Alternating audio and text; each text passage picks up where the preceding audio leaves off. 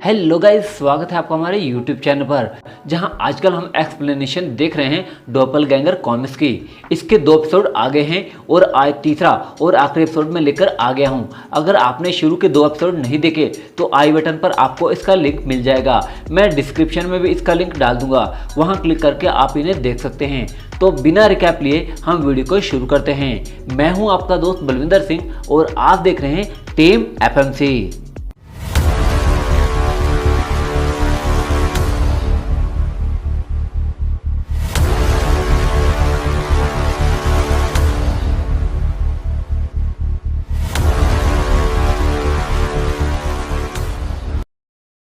आगे हम देखते हैं बीवरली जैसे ही डेनिस और डॉपलगैंगर को देखती है राख में बदल जाती है।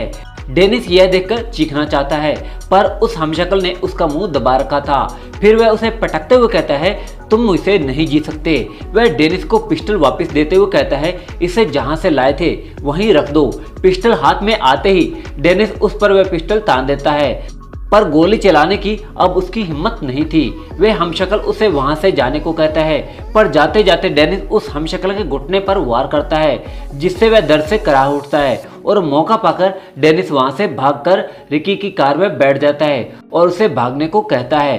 फिर वह उसे पूरी बात बताता है।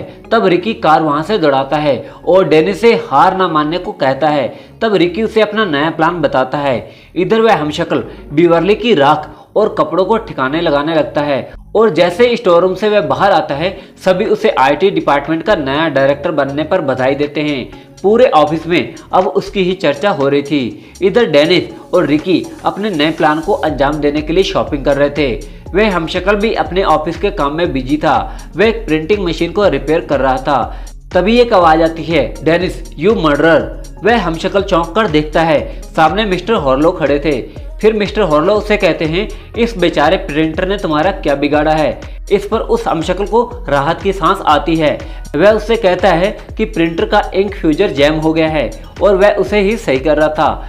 इस पर मिस्टर हॉर्लो कहते हैं, अब तुम्हें इस ऑफिस में काम नहीं करना बल्कि करवाना है। इतना कहकर वो वहां से चले जाते हैं और फिर तभी उस हमशक्ल के फोन पर उसके कलीग्स का मैसेज आता है, जहां उसे शाम को कॉकटेल पार्टी में इनवाइट किया गया था। इधर डेनिस और रिकी ने बहुत सारा सामान खरीद लिया था और अब बारी थी प्लान को अंजाम देने की।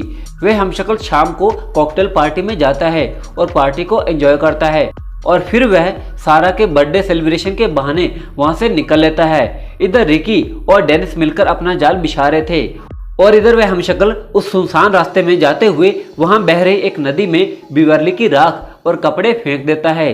जल्दी वह घर पर मेलिसा और सारा के साथ डिनर कर रहा था, पर मेलिसा उसे डेनिस समझकर हॉस्पिटल वाली घटना से नाराज थी। तभी वहां उस कमरे में अंधेरा हो जाता है।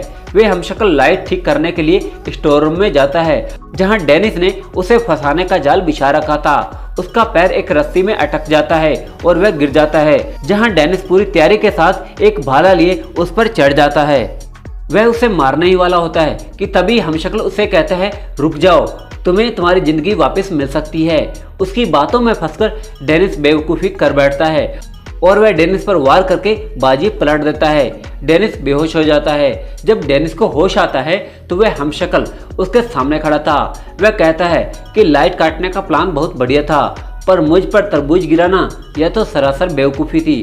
फिर वह कहता है, मैंने तुम्हारी उम्मीद से ज़्यादा पाया है।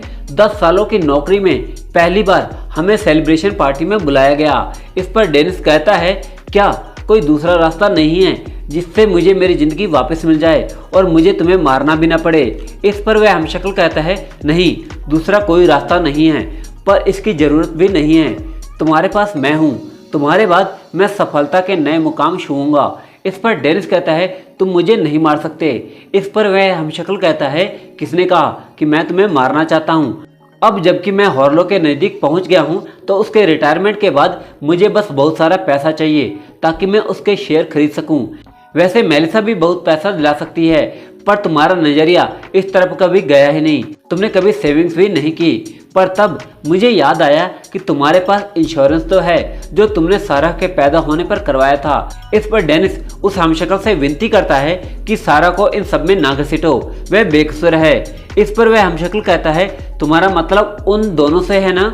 डेनिस चिल्लाकर कहता है कि तुम डिवोर्स फाइल कर सकते हो और तुम्हें उनसे छुटकारा मिल जाएगा, पर उन्हें कुछ मत करना। पर वह हमशक्ल अब जो ठान चुका था करके ही मानने वाला था। तभी मेलिसा और सारा स्टोर रूम की ओर बढ़ते हैं, ये देखने के लिए कि डेनिस को इतनी देर क्यों लग रही है। तब वह हमशक्ल उन्हें उधर आते हुए देखकर कहता है शो टाइम। फिर वह हमशक्ल डेनिस से कहता है कि वक्त आ गया है कुछ बड़ा करने का। इतना कहकर वह डेनिस के सिर को थाम लेता है। मेलिसा और सारा उस रूम की ओर बढ़ रहे थे। इससे पहले मेलिसा और सारा दोनों को साथ देख लेते और धूल बन जाते, मैकी भौंकने लगता है। इससे ध्यान भटकते ही रिकी घर में एक बोतल बम फोड़ता है, जिसकी आवाज सुनकर दोनों उधर चले जाते हैं। खुद को सफलता से एक कदम दूर देखकर वह हमशक्ल खींच उठता है और बाहर देखने जाता है कि क्या हुआ है। जब वह हमशक्ल बाहर आता है तो मेलिसा पूछती है कि यह क्या था और तुम ठीक तो हो ना। इस पर वह हमशक्ल बहाना बनाते हुए कहता है कि वह ठीक है। फिर वह कहता है कि मैं देखता हूँ क्या हुआ है। उस हमशक्ल को मालूम हो चुका था यह सब डेनिस ने किया है। इधर मैकी अंदर जाता है और डेनिस उसे दांतों से रस्सी काटने को कहता है, पर तभी रिकी भी वहां पहुंच जाता है और कहता है अब तुम्हें यह क्या हुआ और इस बार तुमने क्या बेवकूफ़ी की।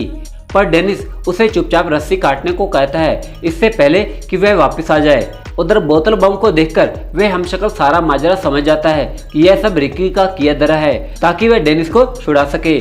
हमशक्ल दौड़कर स्टोर रूम की ओर जाता है, पर तब तक डेनिस और रिकी वहां से गायब हो चुके थे। जब मेलिसा उससे पूछती है कि क्या हुआ तो वह कहता है कि यह सब रिकी की शैतानी थी, उसने ड्राई आइस बम फोड़ दिया था, पर इससे कोई नुकसान नहीं हुआ। फिर वह हमशक्ल हॉस्पिटल वाली घटना के लिए माफी मांगता है जो एक्चुअल में डेनिस ने की थी।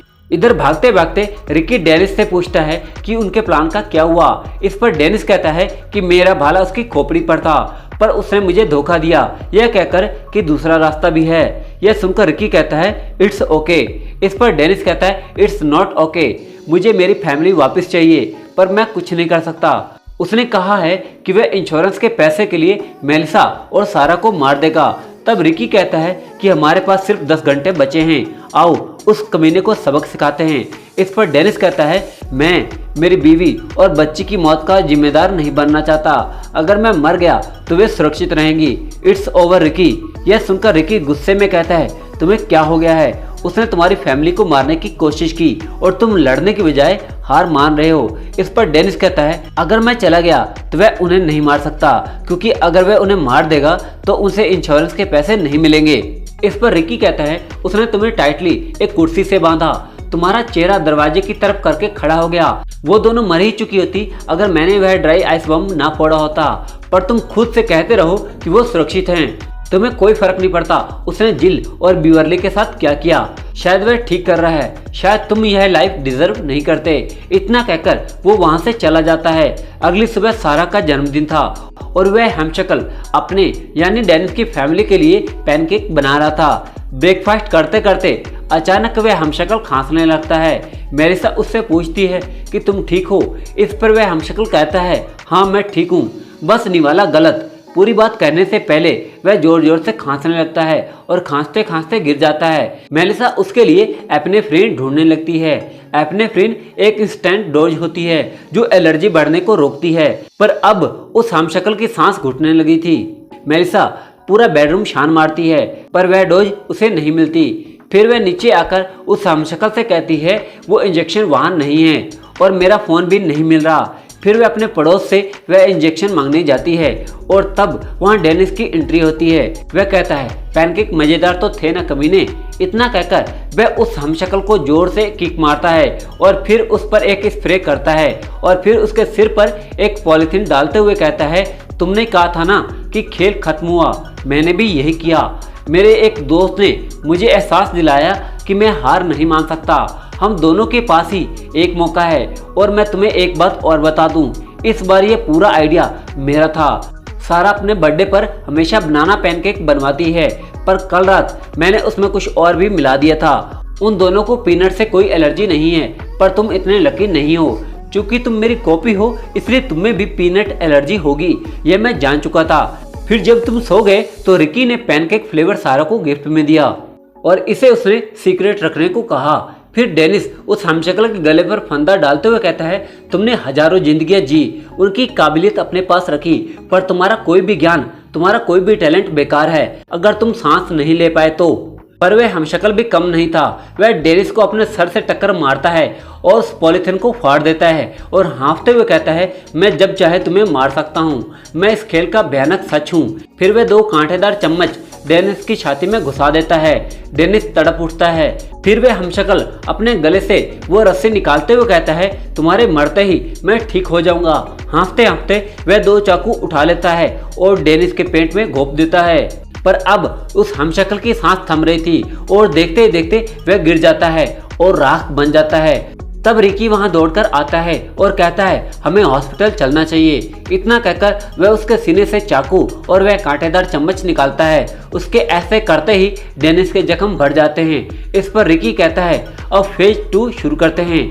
फिर वह अपने कपड़े उतारता है। फिर रिकी उसे वे अपने फ्रेंड पेन देकर उसके कपड़े समेट लेता है। इतने में मेलिसा वहां पहुंच जाती है और रिकी बैक डोर से भाग जाता है। डेनिस को सही सलामत देखकर मेलिसा उससे लिपट जाती है और पूछती है, तुम्हें अपने फ्रेंड पेन कहां से मिला? तो वह हमशक्ल झूठ बोलते हुए कहता है कि ड्रॉवर के नीचे वाली मेज से। फिर मेलिसा उससे पूछती है कि तुमने ये कपड़े क्यों उतार दिए? इस पर डेनिस को कोई जवाब नहीं सूझता। तब वहाँ सारा आती है। इस पर मेलिसा कहती है, सब ठीक है बेटा, आओ और अपने पापा को झप्पी दो। फिर सारा पूछती है कि क्या आप ठीक हैं? इस पर डेनिस कहता है, यस मैम। इस पर सारा कहती है, तो क्या अब हम हमारे गिफ्ट खोल सकते हैं? इस पर डेनिस कहता है, मैं भी यही कहने वाला था। यह सुनकर सारा झूमने लगती है। इधर रिकी जो खिड़की से यह सब देख रहा था, वह कहता है, इतना सब होने पर भी मजेदार बात यह है कि साइड किक अगले दिन देखने के लिए जिंदा बच गया। तभी एक आवाज आती है, क्या सचमुच? फिर रिकी सामने देखता है तो उसका हमशक्ल उसके सामने खड़ा था, यानी डॉपलगैंगर अभी मरा नहीं था और अब उसने रिकी को कॉपी कर लिया था। और इसी के साथ ये कहानी यहीं पर समाप्त होती है।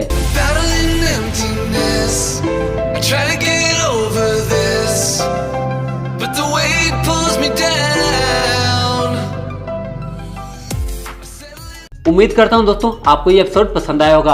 अगर आपको एपिसोड पसंद आया हो तो हमारी वीडियो को लाइक करें। अगर आप हमें सपोर्ट करना चाहते हैं तो वीडियो को शेयर करें। अगर चैनल पर पहली बार आए हैं और चैनल को अभी तक सब्सक्राइब नहीं किया है तो प्लीज़ चैनल को सब्सक्राइब भी कर दें। आप हमारी अपडेट पाने के लिए हमें हमारे सोशल मीडिया प्लेटफॉर्म पर भी फॉलो कर सकते हैं। तो जल्द मिलते हैं अगले नए एपिसोड के साथ। देखते रहें टीम FMC, जुनून नेवर डाई।